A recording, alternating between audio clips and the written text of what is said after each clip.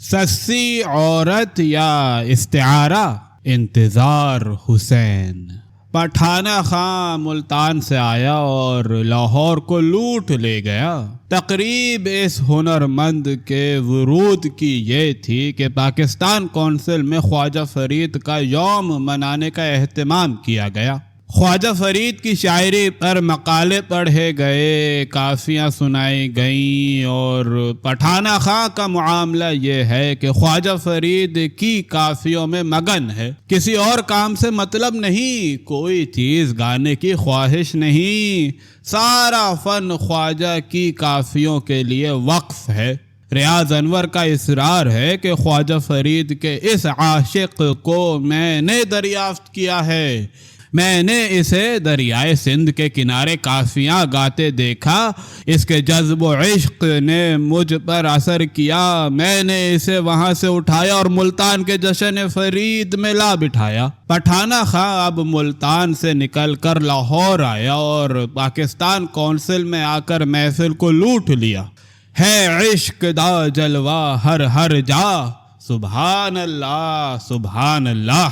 ایک خاتون یہ سنتے سنتے اتنی بیتاب ہوئی کہ اپنی جگہ سے اٹھی، فنکار کو 100 روپے کی رقم نظر کی اور محفل سے نکل گئیں۔ قیوم نظر پیچھے دوڑے، مگر اس خاتون نے کہا کہ اب اس کافی کے بعد بیٹھنے کی کیا گنجائش رہی۔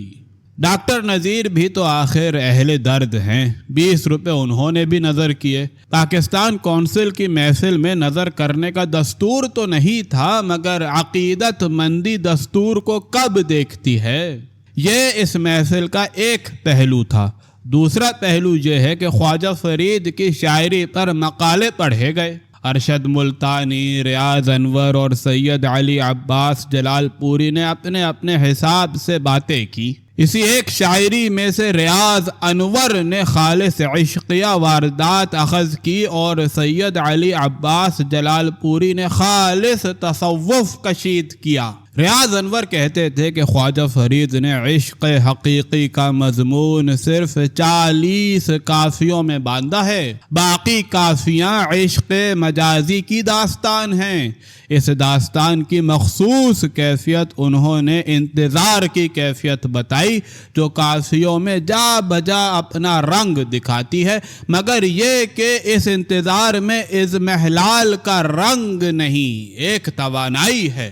ریاض انور نے یوں ثابت کیا کہ یہ کافیاں ذاتی دکھ کا بیان نہیں، بلکہ شاعر نے ہم سب کے دکھوں کو آواز عطا کی ہے، مگر چلتے چلتے یہ اشارہ بھی کیا کہ خواجہ فرید نے زندگی میں عشق کی چوٹ بھی کھائی تھی، اس چوٹ نے بھی اپنا اثر دکھایا ہے۔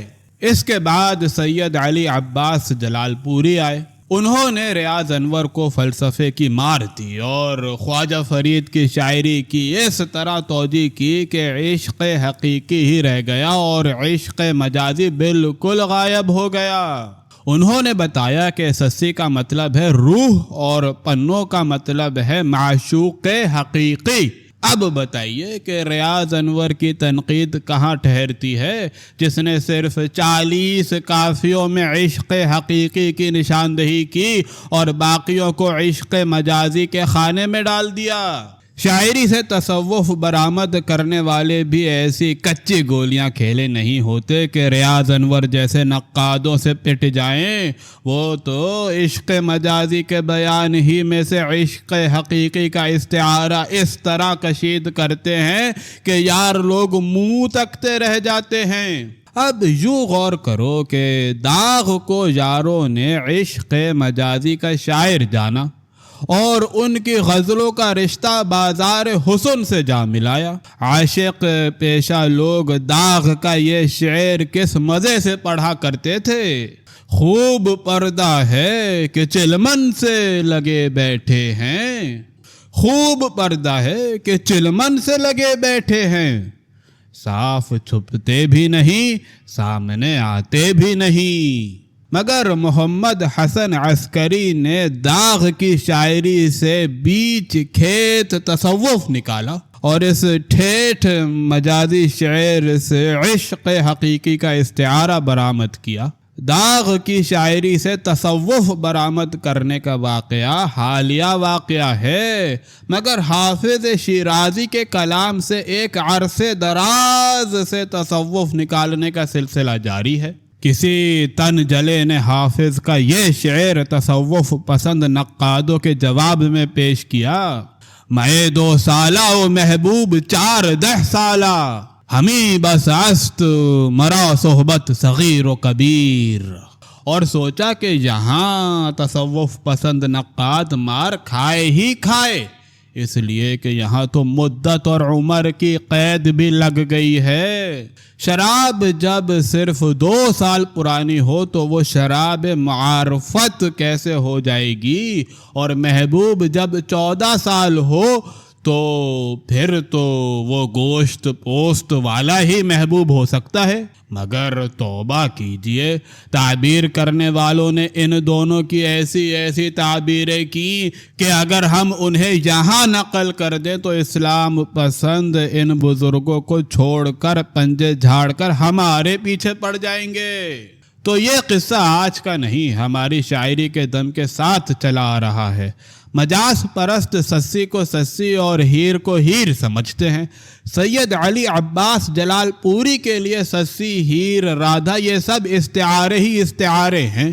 خیر، تو اس تقریب میں خواجہ فرید کی شاعری کی دونوں ہی تعبیریں ہمارے سامنے آ گئیں۔ اب شاعری کا کوئی سمجھدار نقاد جانچ پرکھ کر کے یہ بتائے کہ خواجہ فرید کی شاعری میں مجاز اور حقیقت کس طرح گھل مل کر ایک سچائی بنے ہیں۔